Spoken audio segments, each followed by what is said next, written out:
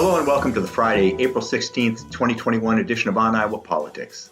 This week, multiple choice candidate, Pate, and WOT, the war on meat. That doesn't make any sense. Hi, I'm James Lynch of the Cedar Rapids Gazette. With me today are Tom Barton of the Quad City Times. Good morning, Tom. Good morning, James. Erin Murphy, Lee Newspapers Statehouse Bureau Chief. Good morning, Erin. Good morning, James. And Gazette Opinion Editor Todd Dorman. Good morning, Todd. Good morning. Amy Rivers is covering the funeral for the Iowa State Trooper Jim Smith, who was killed in the line of duty. So I guess we'll have to carry on Amy-lessly today. You can find us on Facebook, follow us on Twitter, and subscribe to On Iowa Politics wherever you find your podcast. First up, multiple choice candidacy. U.S. Representative Cindy Axne made news this week when the Storm Lake Times reported that she would take a minute to explore her options for the 2022 election. Axne told the Times she would consider challenging Senator Chuck Grassley, Governor Kim Reynolds, and running for re-election in that order. This doesn't come as a huge surprise because there's been much speculation on who will challenge the Republican incumbents, and Axne's name often comes up, primarily because she's the only Democrat in the Iowa congressional delegation. And I guess other than the statewide elected officials like Tom Miller and Mike Fitzgerald, she's the highest Democratic elected official. But she says she hasn't made any decisions about 2022. Her congressional staff pushed back on the Times story, saying that the reporter confused Axne making a list as news about her preferences. Instead, all three options are on the table. Erin is a lone member of this podcast team who lives in the 3rd District. What should we make of this story? Well, I think you kind of hit it on the head. It's not terribly surprising. It just is finally confirmation from Cindy Axne herself of what we've kind of suspected for a long time, that she's at least considering something other than the 3rd District, and that any Iowa Democrat who's in a position to think about 2022 has a choice to make with two big races that are up with the challenging Governor Kim Reynolds or Chuck Grassley. So this kind of fits into everything we've been a number of months here, and like I said, it now it's officially come from Cindy Axne herself, and it is an interesting decision for any potential candidate to make, and then especially Axne, because she also has a current job, so we have to decide, do I want to challenge Chuck Grassley? Is he finally beatable after decades of elections, or am I a better fit to run for state office and challenge Governor Reynolds? That's kind of the calculus, the decision. There's probably a handful, if not a few more, of Democrats out there working through Rob Sands and other. We kind of assume said anything like decision making like J.D. Schulten. Tom, Emily's list, which said it's putting Chuck Grassley on notice in 2022, also said it's targeting Governor Kim Reynolds. Would that be a better race for Axne than challenging Senator for Life Grassley? Maybe. Reynolds is probably more vulnerable over her handling of the pandemic, which has given her detractors plenty to find fault with. And the Emily's List backing gives Axne access to national donors to help her fundraise attack ads criticizing Reynolds for not being up to the job of protecting Iowans from the coronavirus, as well as attacking Reynolds over her support for an amendment stating that the Iowa Constitution doesn't grant the right to an abortion, and signing a bill into law that required women to wait 24 hours and view an ultrasound before receiving abortion. But while that messaging plays well in Polk County and Iowa's larger counties, I'm not sure how well that message will go over with rural voters in a statewide race. Yeah, and I guess it raises the question, would it make sense for Axne to walk away from a seat she's won twice, largely by carrying Polk County with little support elsewhere in that 3rd District, to challenge an incumbent in a statewide race where there are, 88 rural counties? Yeah, given the drumming that Democrats have witnessed in the state over the last several years and losing seats in both the Iowa House and in Congress, I'm not sure it does make sense for Axne, now the lone Democrat in Iowa's congressional delegation, to walk away from that seat, despite the early polling showing a majority of Iowans say that they don't want either Senator Chuck Grassley or Governor Kim Reynolds to run for re-election in 2022. Erin, you mentioned a number of names of other people who might be considering this race, or be considered for this race, one of these races. Does any of this make sense, or is this sort of the typical off-year chatter, sort of the political equivalent, ESPN's mock draft? I think this will ultimately bear out to be kind of a normal cycle, and look, we get here and as political reporters, we're looking ahead to the next election, and we start throwing out names. So I'm sure we'll be right about some and wrong about others, and then there will be others that we're not talking about that will come, whether from the private sector or maybe more local government or even the state legislature. So the names I highlighted are kind of the names that everybody's talking about now because they're the most obvious ones. Those folks may or may not make that jump, and as I said, I'm sure we'll eventually hear of others who aren't on our radar. Kind of like a draft. Us Packers fans are talking about a nice cornerback or wide receiver, and they'll probably draft a or something. Maybe we need a combine for potential political candidates. But regardless of what Axne does, who do the Republicans have in the 3rd district to either challenge her or run for an open seat?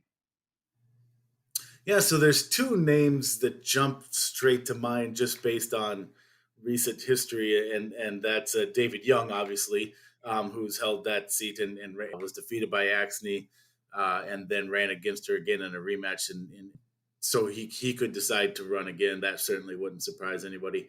And another one is Zach Nunn, who kind of toyed with a run last cycle, exploratory committee thing, and ultimately decided not to run in the Republican primary. He's a state senator from just east of Des Moines here, a National Guard member. So he's one that folks will be looking at. Those are 2 names that jump right off the page. One that we know won't, just because he just answered our question on Iowa Press last week, is Jack Whitford, the Senate Majority Leader. We asked what his plans were for re-election. He kind of has to make that as Majority Leader, not only fundraising for himself, but Republican Senate caucus. He has to make that decision a little sooner than others. One name off that list, anyways. Todd, as I mentioned, Emily's list has already weighed in on the 2022 races, putting Grassley and Kim Reynolds on notice. So with resources like that at her disposal, does that make the decision easier for Cindy Axne to jump into one of those races? Well, it always helps. I mean, I think probably another, another part of her calc, and whether that happens in time to apply it to. I think she should probably concentrate House seat, and so I think there'll be some national leaders. I also don't think that running for governor idea, the sort of Republican message, thrown even with resources, because redistricting, running from. I mean, if her district gets. Yeah, it's possible that district could get much better for her if she picks up like Story County maybe and loses some of those rural counties in Southwest Iowa. It could become a better district for Cindy Axne. And I guess maybe another consideration is that Emily's list track record in Iowa, backing Congresswomen Monica Vernon and Abby Finkenauer and Senators Patty Judge and Teresa Greenfield might weigh on Cindy Axne's mind as well. Speaking of elections, Erin sat down with Secretary of State Paul Pate this week to talk about elections, the 2nd District recount in particular, and the recently passed election integrity / voter suppression bill, approved by the state legislature. Erin, he didn't seem particularly vocal during the debate on the elections bill. Of course, with everything being done virtually, I might have missed something. What's his take on the bill? Does he like it? Was it needed? Does it fix his concerns? So he didn't go so far as to say that it was necessary. So the Secretary of State sometimes proposes his own elections legislation. This one was a case of this was purely from the state lawmakers. So he wasn't involved in designing it.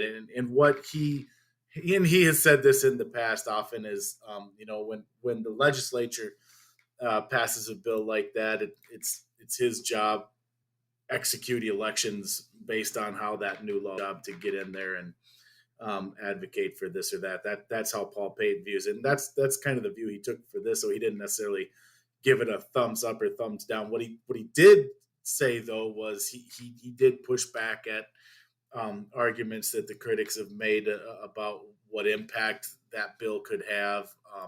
And concerns the different elements like reducing the early voting period and kind of putting some constraints on satellite locations and drop boxes. I asked him if he had any concern that that'll make it harder for voters or impact turnout in a negative way. And he said that he believes it will not, and that his office can still conduct elections and give them every to get their vote, get out and vote. And I am not going to be cynical here and say that he was saying all those nice things to avoid a Republican primary challenge in the next election. I will not sit here. That's very magnanimous of you. Did Pate express any concern about the sort of backlash that we've seen in Georgia from businesses, for example? That, I don't know, Major League Baseball, I guess, can't pull a game out of Iowa, but those sorts of, steps by businesses that have been very critical of the Georgia election changes. Yeah, he didn't mention anything about that. And to be fair, I didn't ask him about that specifically. He did say that he understands that Republicans had some concerns coming out of the 2020 elections, and so he wasn't surprised that this bill came to his desk. Kind of like he figured it was coming, but no, yeah, he didn't address the pushback. And to your point, we haven't seen that in Iowa yet. Anyways, apparently, I think Iowa's was as bad as Georgia's. So we haven't had that threat yet here. Todd, Paul Pate is raising money like he's running for re-election in 2022. Should we expect an annual election integrity bill for, I guess, the next, 6 years? Yeah, well, I think next legislative reduce voting to 1 hour with a J that are home to a state university, something like that. Because you can't trust the conduct elections fairly. That as long as the possibility still exists, and also it's a national movement, which too much of our politics is now nationalized, and really this elections bill in Iowa one got stolen. And I think as long as especially absentee voting, because if the trend continues, vote are more, Erin, Paul Pate also talked about the second district contest between Democrat Rita Hart and Republican Mariannette Miller Meeks, which has now been settled. What are his thoughts on that recount process that dragged on for several months? Yeah. So, and before I forget, I should do the shameless plug here for a full interview this weekend. So he we talked about this in two ways: what has already happened and what is yet to come. And he maintained, and he said this throughout the process, he was like a lot of other Iowa Republicans, very vocal in his criticism of the Hart campaign for choosing to go instead of through the Iowa courts, and he maintained that. I even asked him about the Hart campaign's assertion that, well, Iowa law doesn't give them the ability to challenge the results the way they wanted to, and what his reaction was to that. And so that one I'll leave the nut as the carrot to get folks to go read the story. But to your question about you big tease. Yeah, that's right. Got to drive up those clicks. Yeah.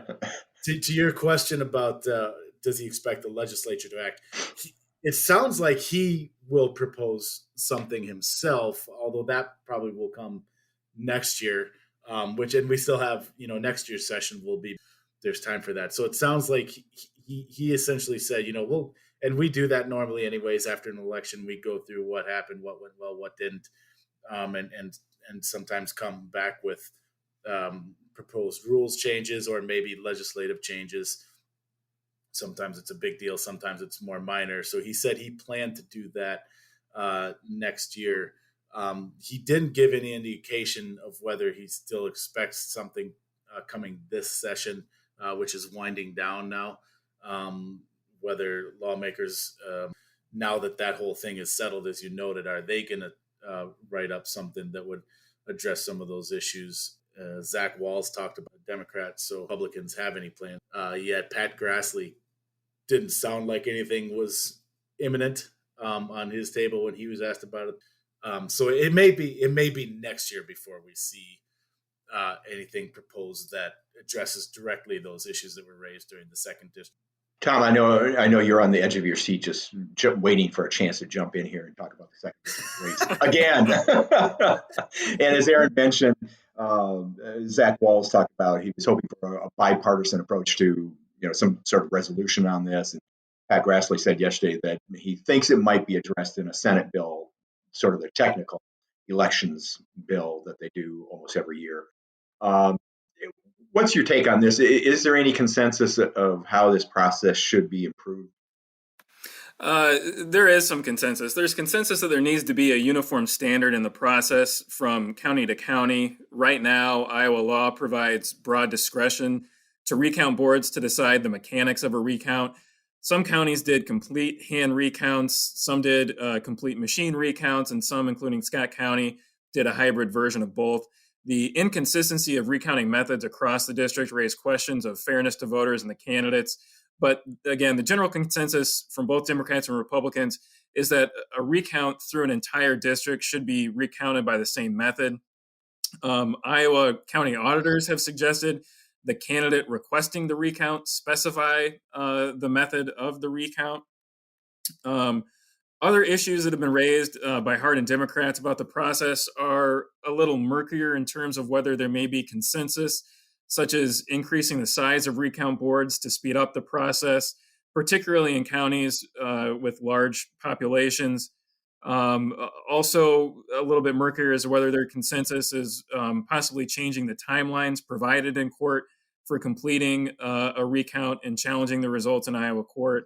Erin talked about this, but the latter was a primary reason for why Hart challenged the results before the U.S. House and didn't go through Iowa courts, arguing that Iowa statute does not offer enough time for sufficient appeal process, providing roughly a week for a panel of judges to hear the case, establish rules of evidence, and potentially recount the entire district. Iowa county auditors as well have recommended the number of recount boards be determined by the amount of ballots to be recounted in each county. So depending on the population of the county, the size of the recount board would consist of either 3, 6, or 9 members. Currently, Iowa law provides for a 3-member board with 1 representative for each campaign and a neutral 3rd member. The auditors have suggested that there still be an equal number of neutral members and representatives from the campaigns. The association, too, recommends allowing auditors to order an administrative audit due to counting errors after the conclusion of the canvass of votes in the precinct, which was an issue that we saw in that second district recount. State Senator Robbie Smith, a Davenport Republican who chairs the Iowa Senate State Government Committee responsible for advancing such bills, said that there won't be legislation on it this session, that it's too late in the session for such a bill to get passed. But he did say that the committee and lawmakers will assess possible changes to Iowa's recount provisions between now and the start of next session in January. But he couldn't guarantee anything would be done. He did say there needs to be a uniform standard, so all counties in Iowa have the same recount process. But again, what that process is remains unclear. As for whether Republicans, who control the legislature, will address the timeline issue in Iowa code for completing a recount, he said lawmakers have not mentioned anything specific on that front, but we'll take a look at the whole picture. He did say he was confident there would be some type of legislation passed to address the whole recount issue next session before the 2020 election. But again, couldn't say to what extent that legislation would be right now. I'm just happy that Robbie Smith is still talking to you, Tom. I mean, you're one of the privileged few reporters, I guess. I was fortunate that I was able to catch him last week at Joni Ernst's stop in Bettendorf. So I was able to get him on the spot, whereas he, instead of calling him and him just not returning phone calls. There you go. I hope he knew that he was on the record. I think that's always the problem. Oh, Robbie. All right. Well, moving on to more important things. It's the war on meat. Governor Kim Reynolds. We don't need a recount on this one.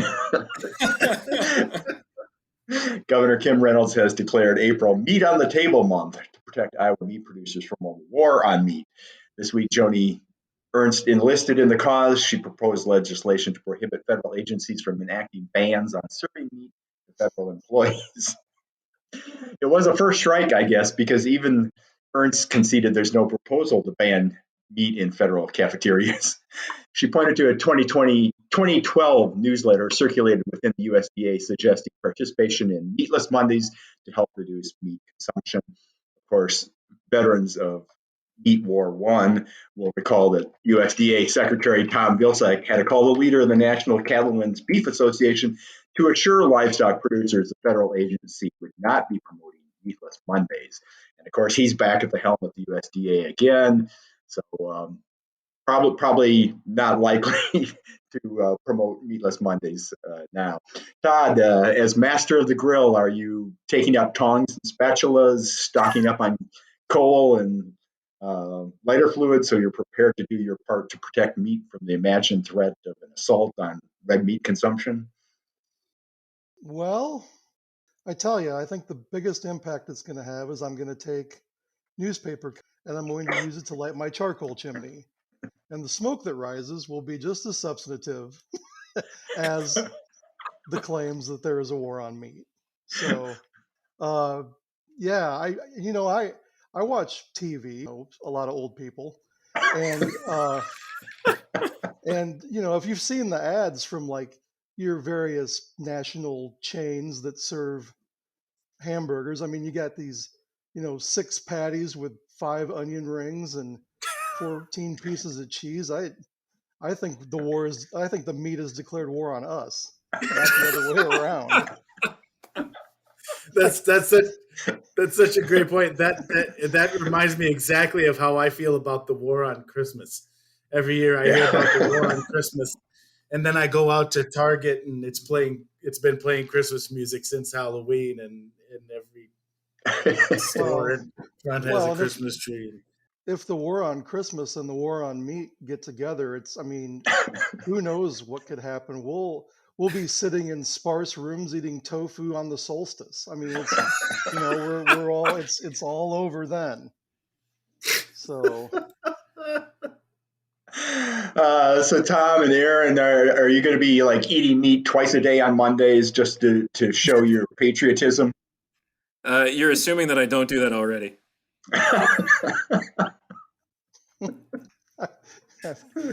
I've got a turducken in the oven right now, so that's how committed I am. People call it an abomination. I call it delicious. Jim, I think it was you in an email exchange here. It said, "What about the war on soybeans?" Right? Or was that Well, Rod? yeah, I mean, is that next Soilless Saturdays or something? Yeah. I do kind of wonder if Ernst and Reynolds are aware of the long Catholic tradition of meatless Fridays. Yeah. Growing up, Yeah. not eating meat on Fridays, I didn't really understand what the sacrifice was because actually there were plenty of times we didn't have meat. And besides, I kind of enjoyed my mom's tuna noodle casserole, especially when she put the crushed potato chips on top. So, Well, and we really should buy some Gulf shrimp to help out the shrimpers that were, because of all the dead zone that we make with our nitrates. yeah, we owe it to them. Just throw them a bone. But yeah, maybe meatless Friday, meatless Monday. Maybe it's the alliteration that makes them mad. I mean, Tofu Tuesday. yeah, there you go. Ooh, them's fighting words. Oh, all right. Well, that's it for this edition of On Iowa Politics. I hope you enjoyed the podcast. If you did, tell a friend and subscribe to us wherever you find your podcasts. Send your fan mail to podcast@thegazette.com. You can find us on the homepages of the Quad City Times, Sioux City Tribune, Waterloo, Cedar Falls Courier, and the Cedar Rapids Gazette. Kelly Pardekooper will take us out. She's a band and musician who should be on our show. Send us a sound file and subscribe to On Iowa Politics. For Tom, Erin, Todd, and our producer Stephen, I'm James Lynch. Thanks for listening. Stay well.